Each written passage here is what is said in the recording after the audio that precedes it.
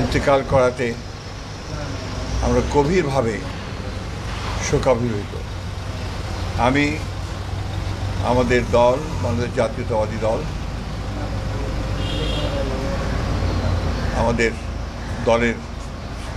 Chairman দেশনেত্রী বেগম খালেদা জিয়া, আমাদের ভারপ্রাপ্ত চেয়ারম্যান জনাব তারেক রহমান পক্ষ থেকে আজকে আমরা ইরানের রাষ্ট্রদূতের যে অফিস কার্যালয়, আমরা সেখানে এসে আমরা আমাদের শোক প্রকাশ করেছি। ইব্রাহিম রাইসির মতো একজন অভিজ্ঞ,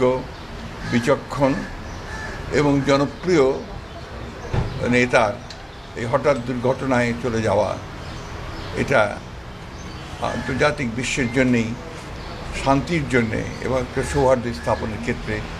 অত্যন্ত একটা মর্মান্তিক দুর্ঘটনা বলে আমি মনে করি। আমরা আমাদের দলের পক্ষ থেকে ইরানের জনগণ, সরকার এবং ইরানের প্রেসিডেন্টের পরিবার, আত্মীয় স্বজন,